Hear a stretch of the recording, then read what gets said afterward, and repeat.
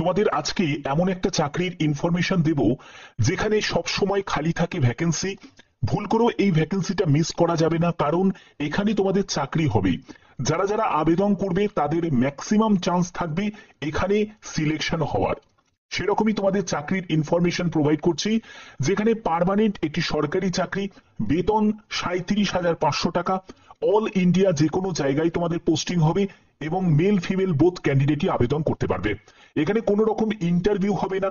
Selection process থেকে শুরু করে প্রত্যেকটি তথ্য থাকবে এই ভিডিওতে। আজ থেকে তোমরা প্রত্যেকে আবেদন করতে পারো, তাড়াতাড়ি আবেদন করবে, কারণ যারা যারা সিলেকশন হতে চাও, যারা পার্মানেন্ট পোস্টে সরকারি চাকরিতে নিযুক্ত হতে চাও, তাদের জন্য একদম বেস্ট অপশন। তো দেখো, SCL recruitment 2025 important date. Online application start 17ই মে থেকে আবেদন তোমাদের শুরু হয়েছে। আবেদনের শেষ তারিখ হচ্ছে 26শে মে 2025। এখানে আবেদনের তোমাদের ডেট ছিল, শেষ তারিখ ছিল হচ্ছে 4ঠা মে।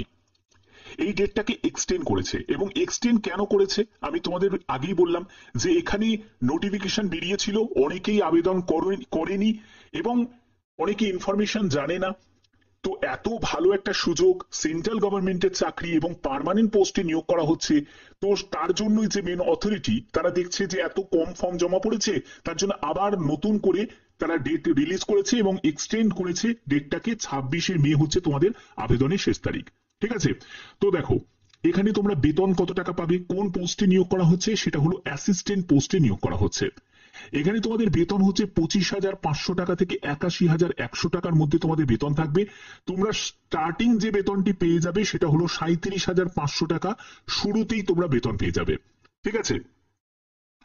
পরবর্তী হচ্ছে তোমাদের সিলেকশন প্রসেস। দেখো, রিটেন টেস্ট থাকবে এবং তোমাদের ডকুমেন্ট ভেরিফিকেশন থাকবে। অর্থাৎ আর কোনো রকম তোমাদের কোনো ঝামেলা থাকছে না যে CBT 1 CBT 2 এইসবের কোনো ব্যাপার নেই। শুধুমাত্র তোমাদের রিটেন টেস্টের ভিত্তিতেই তোমাদের ফাইনাল যে মেরিটটা সেটা প্রিপেয়ার্ড হবে।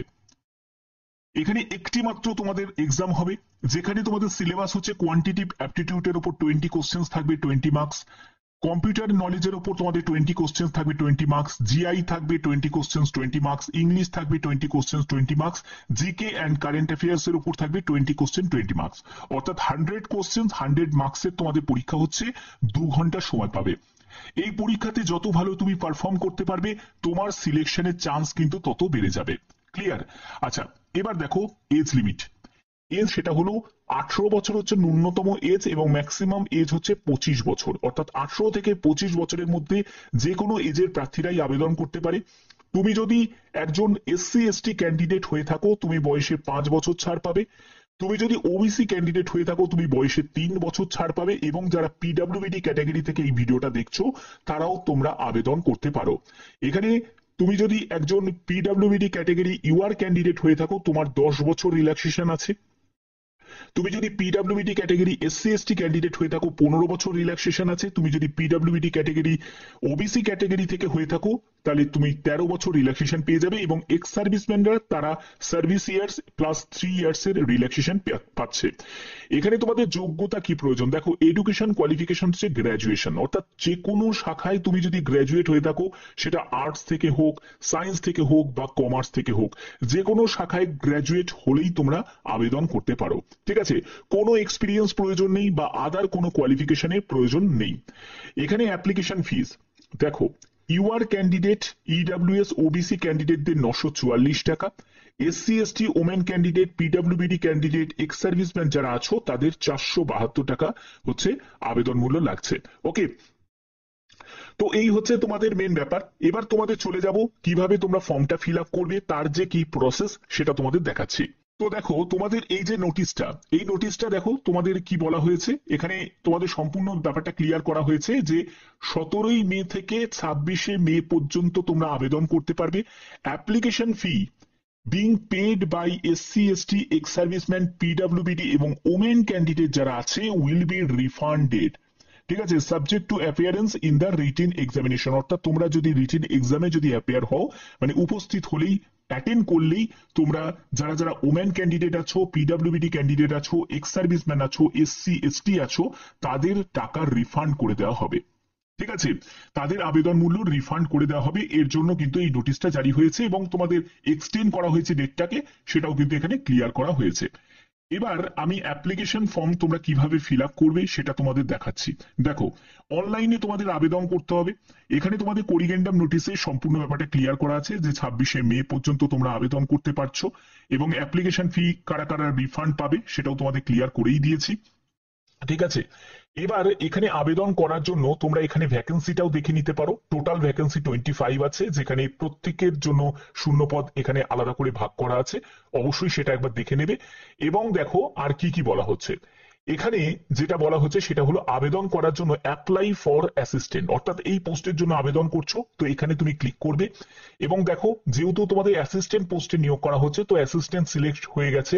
এখানে তোমার ফুল নেম দেবে, ডেট অফ বার্থ দেবে, তোমার মেল আইডি দেবে, একটি ভ্যালিড অ্যাক্টিভ মেল আইডিটাকে এন্টার করবে, তারপরে হচ্ছে কনফার্ম মেল আইডি, মানে এই মেল আইডিটাকেই তোমাকে কনফার্ম করতে হবে। তারপরে হচ্ছে তোমার এখানে প্রাইমারি যে কন্ট্যাক্ট নাম্বার অর্থাৎ মোবাইল নাম্বারটা দিতে হবে এবং মোবাইল নাম্বারে একটা ওটিপি আসবে, সেই ওটিপিটাকে দিয়ে ভেরিফাই করতে হবে। এগুলো করার পরে তোমাকে রেজিস্ট্রেশন করতে হবে। রেজিস্টার করার পরে তুমি লগ ইন করতে পারবে, যেখানে তুমি একটা অ্যাপ্লিকেশন নাম্বার তুমি পাবে, সেটা তোমার মোবাইল এবং তোমার মেলেতে তুমি পেয়ে যাবে। সেই অ্যাপ্লিকেশন নাম্বারটা বসাবে, তারপরে তুমি যে পাসওয়ার্ড, সেই পাসওয়ার্ডটা এখানে এন্টার করে তোমাকে লগ ইন করতে হবে এবং বাদবাকি প্রসেস তোমাকে কমপ্লিট করতে হবে।